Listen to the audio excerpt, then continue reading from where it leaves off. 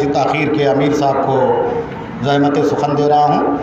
فضیلت الشیخ مولانا عبدالسلام صاحب سلفی حفظہ اللہ، امیر صوبائی جمعیت اہل حدیث بمبئی۔ اذان انشاءاللہ 1:15 بجے ہوگی اور جماعت 1:30 بجے ہوگی۔ السلام علیکم ورحمۃ اللہ وبرکاتہ۔ ان الحمد للہ نحمده ونستعینه ونستغفره ونعوذ باللہ من شرور انفسنا ومن سیئات اعمالنا، من يهده الله فلا مضل له ومن يضلل فلا هادي له، واشهد ان لا اله الا الله وحده لا شريك له، واشهد ان محمدا عبده ورسوله۔ یا ایھا الذین آمنوا اتقوا اللہ حق تقاته ولا تموتن الا وانتم مسلمون۔ یا ایھا الناس اتقوا ربکم الذی خلقکم من نفس واحدۃ وخلق منها زوجها وبث منهما رجالا كثيرا ونساء واتقوا الله الذي تساءلون به والارحام ان الله كان عليكم رقيبا۔ یا ایھا الذین آمنوا اتقوا اللہ وقولوا قولا سدیدا یصلح لکم اعمالکم ویغفر لکم ذنوبکم ومن یطع اللہ ورسولہ فقد فاز فوزا عظیما۔ اما بعد فإن خیر الحدیث کتاب اللہ وخیر الہدی ہدی محمد صلی اللہ علیہ وسلم وشر الامور محدثاتها وکل محدثۃ بدعۃ وکل بدعۃ ضلالہ وکل ضلالۃ فی النار۔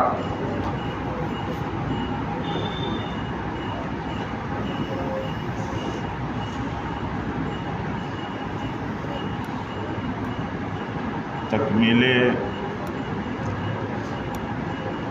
حفظ قرآن اور اسی طرح تکمیل صحیحین کے اس اجلاس میں اور حفاظ اور علماء کی دستار بندی کی اس اجلاس میں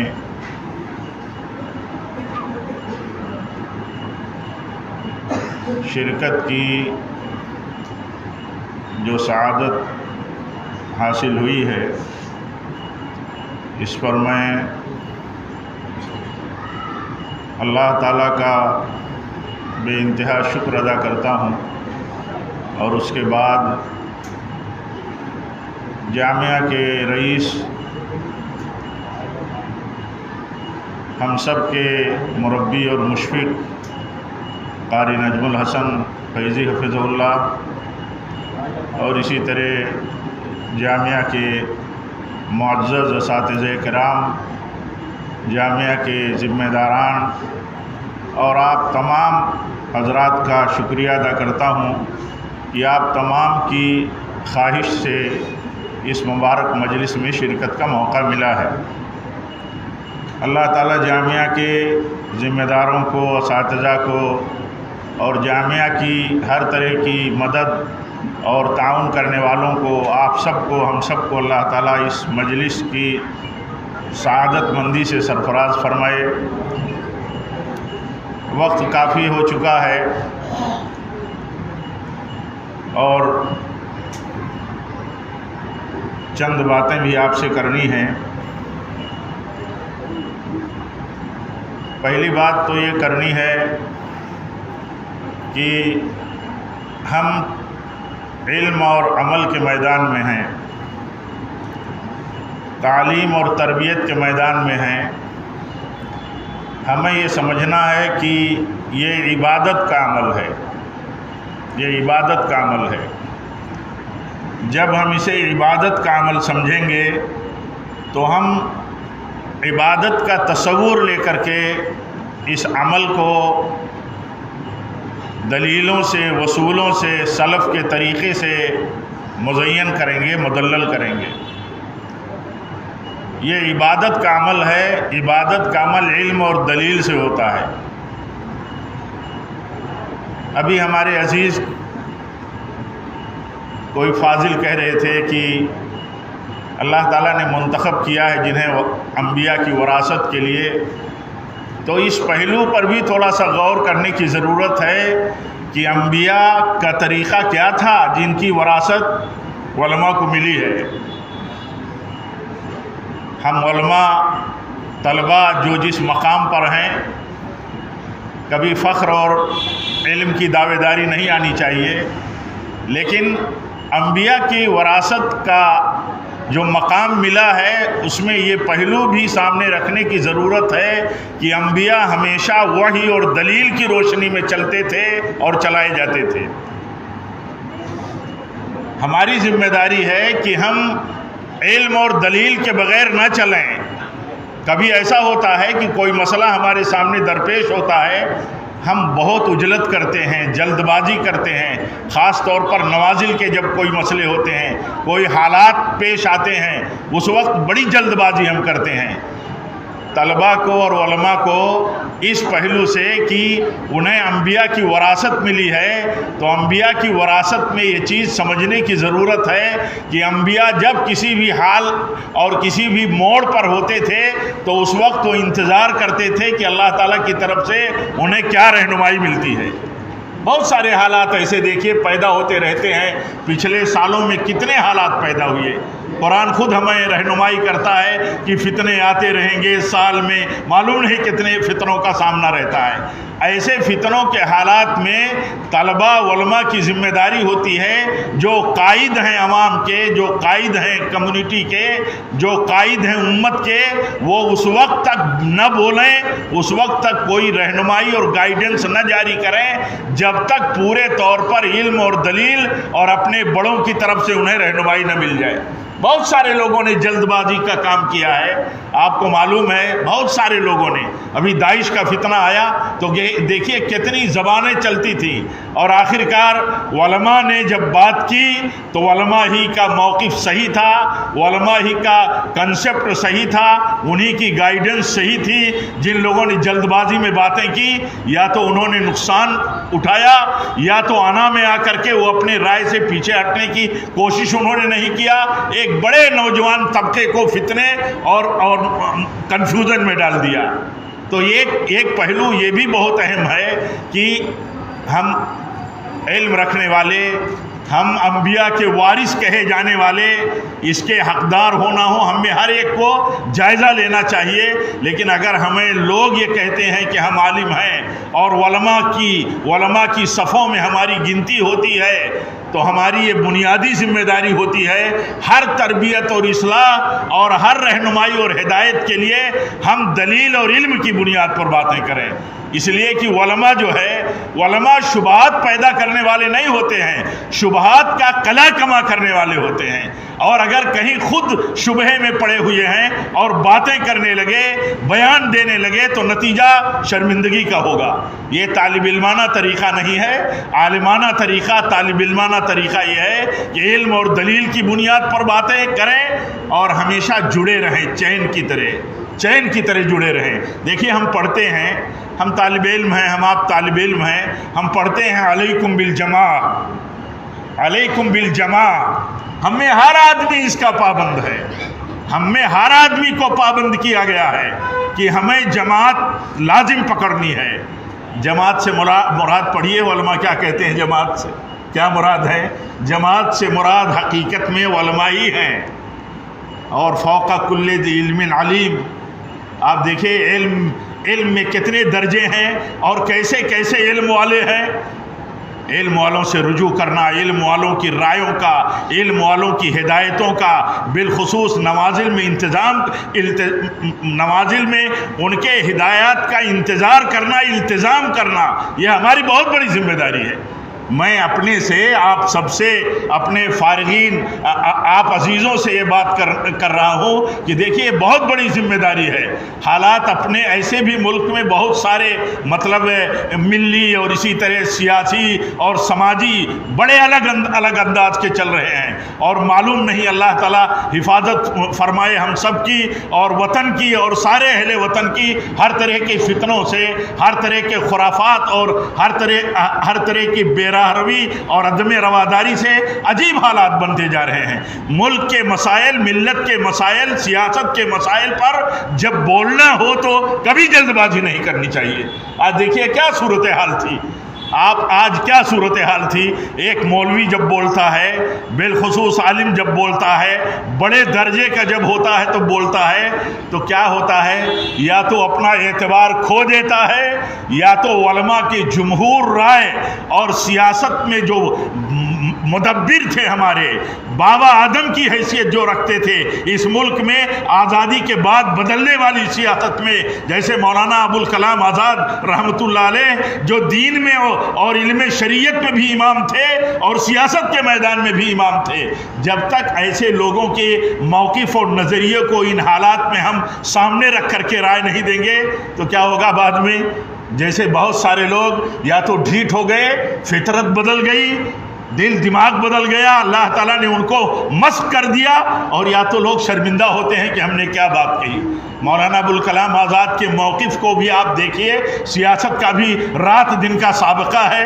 ایک تو جمہوری ملک ہے، ہر وقت ووٹوں کی سیاست ماہ بماہ سال بسال جاری رہتی ہے۔ ایسے حالات میں بھی ہمیں دیکھنا چاہیے کہ کبھی بھی مسلمان اس ملک میں مسلم لیڈرشپ اور مسلم پارٹی کی سیاست نہ کرے، یہ ملک میں مسلمانوں کا یہ عمل خودکشی کا عمل ہوگا، خودکشی کا۔ یہ سمجھنے کی ضرورت ہے۔ اس پہلو پر اگر نہیں جلدی میں کوئی چیز سمجھی جا سکتی ہے تو تھوڑا سمجھیں، غور کریں، جائزہ لیں، تجزیہ کریں اور دیکھیں کہ ہم اپنی پارٹی اور اپنی مسلم قیادت کو اس ملک میں کیا کھڑا کر سکتے ہیں۔ ہمارے مولانا کا نام کی بات کرنا ہی مطلب بہت طویل طلب ہے اور بہت اہم بھی ہے، لیکن ان کا کہنا تھا کہ اپنے حقوق حاصل کرنے کے لیے، ان کی بات کا خلاصہ یہ تھا کہ اپنے حقوق حاصل کرنے کے لیے دوسروں کے ساتھ مل کر کے اپنی صلاحیتوں کا لوہا منوا کر کے ہمیں اس ملک میں کام کرنے کی ضرورت ہے۔ تو یہ موضوع نہیں ہے، موضوع اس لیے ضمنی طور پر آیا کہ ہم میدان میں ہیں، ہم میدان میں ہیں، ہم سے لوگ رجوع کرتے ہیں، علماء سے بہت سارے مسائل پوچھتے ہیں، سیاسی حالات میں بھی ان کی رائے پوچھتے ہیں۔ تو حرف عشق و بصیرت ہے محسنسی لینا، زمانہ تجھ سے بھی تیرا خیال پوچھے گا۔ رائے تو لوگ پوچھیں گے کہ آپ کیا کہتے ہیں۔ تو ملک میں ہندو مسلم بٹوارے کے ساتھ کوئی سیاست خطرناک ہے، کوئی سیاست کرنا خطرناک ہے۔ ایسے حالات میں بچنا ضروری ہے، اور ایسے حالات میں دیکھیے ہمارے اسلاف کی سنت ہے، جب بھی کوئی مسئلہ ان کے سامنے آتا تھا تو بڑوں کی موجودگی میں چھوٹے نہیں بولتے، بڑوں کی موجودگی میں چھوٹے نہیں بولتے تھے۔ آپ دیکھیے وہ مسجد کوفہ کی مسجد کا وہ کنکریوں پر تسبیحات گننے کا واقعہ، حضرت ابو موسیٰ اشعری کوئی چھوٹے تھے، بڑے اونچے درجے کے صحابی ہیں، لیکن موجود ہیں حضرت عبداللہ ابن مسعود رضی اللہ عنہ شہر میں، تو بھاگے آئے اور کہا ہم نے تو مسجد میں ایک نیا تسبیح کا طریقہ سلسلہ دیکھا ہے۔ تو وہ کہتے ہیں روکا کیوں نہیں؟ تو کہا نہیں، آپ یہاں موجود ہیں، آپ چلیں بتائیں، آپ چلیں روکیں۔ اور دیکھیے وہاں 2 سبق ہے، کئی سبق ہیں لیکن 2 سبق دیکھیے، انہوں نے آ کر کے روکا تو زبان کیسی تھی، اسلوب کیسا تھا، مؤثر طریقہ کیسا تھا۔ وہ براہ راست ڈانٹنے ڈپٹنے کے بجائے نصیحت کرتے ہیں، کہتے ہیں دیکھو بہت بڑی تعداد صحابہ کی ابھی موجود ہے، نبی صلی اللہ علیہ وسلم کے اپنے مبارک کپڑے موجود ہیں، وہ گلے نہیں ہیں ابھی تک، آپ کے گھر کے برتن موجود ہیں، یہ بتاؤ کہ یہ جو طریقہ آپ لوگوں نے تسبیح کا شروع کر دیا ہے، یہ طریقہ بہتر ہے یا نبی صلی اللہ علیہ وسلم کا طریقہ بہتر تھا؟ یہ اسلوب تھا۔ سنت کی تعلیم دینے کے لیے ہمارا اسلوب بھی ڈانٹ ڈپٹ، تکفیر اور اسی طرح برا بھرا تبدی، یہ ساری چیزیں نہیں ہونی چاہیے۔ ہمارا طریقہ وہی ہونا چاہیے جو پیغمبرانہ ہے، جو ہمارے اسلاف کا طریقہ تھا، ان کی زبان تھی کہ وہ سنت کا تعارف اس طرح کراتے تھے، اور سنت کی بالادستی دل و دماغ میں بیٹھتی ہے اس بات سے کہ یہ سنت ہے۔ بتاؤ سنت سے بڑی، سنت رسول سے بڑی کسی اور کی سنت ہو سکتی ہے؟ تو یہ ہمارا طریقہ، میں اپنے عزیزوں سے اور اپنے سے آپ سب سے کہنا چاہوں گا کہ ایسے حالات میں تو اور ہماری بہت بڑی ذمہ داری بن جاتی ہے کہ ہم اپنی زبان اور اپنے اسلوب کو داعیانہ ہی رکھیں، مناظرانہ نہ رکھیں۔ حالات بہت عجیب ہیں، اور ملک کے سیاسی حالات میں بہت سارے مسائل میں دیکھیں کہ ہماری قیادتیں کیا کہتی ہیں، ہمارے بڑوں نے کیا کہا ہے۔ ملک میں جب سیاستیں بدل گئی، پہلے انگریزوں کا دور آیا تو اس وقت رائے کیا تھی، جب جمہوری دور داخل ہو گیا ملک میں 1947 1950 کے بعد، تو اس وقت حالات اور مسائل کیسے بدل گئے۔ بہت جلد بازی نہیں کرنے کی ضرورت ہے۔ اور ایک بات اور میں کہوں گا آپ عزیزوں سے، چونکہ مجھے اس موقع پر کچھ کہنے کے لیے ذمہ داران جامعہ نے، اساتذہ جامعہ نے مجھے طلب کیا، تو میں ایک بات اور کہوں گا، بالخصوص اپنے فارغین سے اور اپنے تمام عزیزوں سے، تمام اخوان طلبہ اور علماء سے، کہ ہم اللہ کا فضل ہے، علماء ہیں تو اس کا لحاظ کرتے ہیں، لیکن یہ تذکیر ہے۔ کبھی علماء کے تئیں یہ لفظ نہیں استعمال کرنا صحیح ہے کہ وہ اپنی ذمہ داریوں سے بری ہو سکتے ہیں، کبھی یہ بات صحیح نہیں۔ میں رات میں کسی پروگرام میں تھا، وہ نیم پولیٹیکل پروگرام بن گیا کل جماعتی علماء کے پروگرام میں، تو میں نے کسی کی رائے پر ملاحظہ رکھا کہ اگر آپ لوگ علماء کیا کرتے ہیں یہ بات کہتے ہو، تو یہ جا کر کے اللہ اور اس کے دین سے سوال کرو کہ جنہیں وارث بنایا ہے اللہ تعالیٰ نے اپنے دین کا، اپنے نبیوں کا، وہ کام کے لائق تھے یا نہیں تھے۔ تو ایک بات یہ نہیں کرنی چاہیے۔ ہاں، ہمیں اللہ تعالیٰ سے ہمیشہ ہدایت، رہنمائی، بہتری اور ترقی کے لیے کوششیں کرنی چاہیے، اور وہ یہ کہ ہم اگر علماء کہے جاتے ہیں سماج میں، اپنی کمیونٹی میں، اپنی جماعتوں میں، ہمیں اپنی جماعت میں علماء کہا جاتا ہے، تو علماء زینت ہیں اپنی جماعت کے، علماء عزت ہیں اپنی جماعت کے، علماء آبرو ہیں اپنی جماعت کے۔ علماء کا پھسلنا، علماء کے پھسلنے اور غلطی پہ کہا، کسی بڑے سلف نے کہا ڈھول بجا بجا کر کے لوگ ان کی برائیاں پھیلاتے ہیں، ڈھول بجا بجا کر کے۔ ایسے ہی کتنی تہمت تراشیاں ہوتی ہیں، لیکن عالم جب غلطی کرتا ہے تو سماج میں ایسے ہی ماحول ہوتا ہے علماء مخالف، تو ڈھول بجا بجا کر کے۔ آج میڈیا کا دور ہے، سوشل میڈیا کا، چھوٹی موٹی غلطیوں کو بلا غلطی کے علماء سلف کو اور منہج سلف کو بدنام کیا جاتا ہے، دانستہ نادانستہ۔ تو ان چیزوں کا بھی خیال رکھنا ہے۔ قرآن نے جہاں یہ کہا ہے کہ علماء، اور قرآن نے جہاں یہ کہا ہے کہ یہ ستارے زینت ہیں، یہ ستارے رہنما ہیں، راہیوں کے لیے راستہ دکھاتے ہیں، یہ ستارے جو ہیں یہ شیطانوں کے لیے کوڑے ہیں، نشانہ بنایا جاتا ہے۔ تو علماء نے لکھا ہے بعض روایتوں کے حوالے سے کہ علماء جو ہے ستاروں کے مانند ہیں، تو ستاروں کا جیسے رول ہے، اس رول کو ہمیں اپنی زندگی میں اپنے آپ میں پیدا کرنے کی ضرورت ہے۔ ہم سب کے لیے زینت بنے رہیں، عزت بنے رہیں، اور ایسے ہی ہم رہنما بنے رہیں۔ اور رہنمائی کرنا کتنی بڑی ذمہ داری ہے، صحیح رہنمائی، ورنہ انسانی مسلم سماج میں سب سے بڑا فتنہ پیارے نبی صلی اللہ علیہ وسلم نے برے علماء کو قرار دیا ہے، برے علماء کو۔ اور علماء کے ساتھ کبھی بھی علی الاطلاق علماء کے لفظ کے ساتھ برا نہیں کہنا چاہیے، یا تو علماء سو کے ساتھ آپ برا کہو، اور علماء کی تعین جب کرو تو علماء حق کے ساتھ تعین کرو، تاکہ یہ طے ہو جائے کہ آپ کس کے تئیں بات کر رہے ہو۔ تو علماء طلبہ کی ذمہ داری ہے۔ ایسے حالات میں مشکل یہ ہے کہ آپ کو لوگ عالم ہی سمجھتے ہیں، ہم سمجھتے ہیں کہ ہم کہاں ہیں، ہم صحیح معنوں میں طالب علم بھی بن سکے کہ نہیں بن سکے، لیکن یہ کہ علماء اگر ہم کہے جاتے ہیں اور ہم نے مان لیا ہے، تو ہم عزت بنے رہیں قوم کے لیے، عزت بنے رہیں ملک کے لیے، عزت بنے رہیں ہر مسئلے کے لیے، اور اسی طرح رہنما بنے رہیں ہر موڑ پر، ہر مسائل میں، ہر نوازل میں، اور اسی طرح بدعت اور شرک کے تئیں ہم داعیانہ اور پیغمبرانہ زبان میں، اسلوب میں ہم رہنمائی کرتے رہیں، تکفیر سے باز رہیں، کوئی فائدہ نہیں ہے کسی کو کافر و بدعتی بنانے سے۔ کفر اور بدعت بتائیے آپ کی، یہ کفر ہے، یہ بدعت ہے، یہ شرک ہے، یہ بدعت ہے۔ اللہ تعالی ہم سب کو توفیق دے کہ ہم سب اپنی ذمہ داریاں ادا کر سکیں۔ اس کے لیے آپ جانتے ہیں کہ جب ہم یہ سمجھتے ہیں کہ یہ عبادت ہے، عبادت کے لیے اخلاص کی ضرورت ہے، عبادت کے لیے صحیح طریقے کی ضرورت ہے۔ اللہ تعالی ہم سب کو اخلاص عطا فرمائے، ہم سب کو منہج نبوی پر، منہج سلف پر چلنے کی توفیق دے۔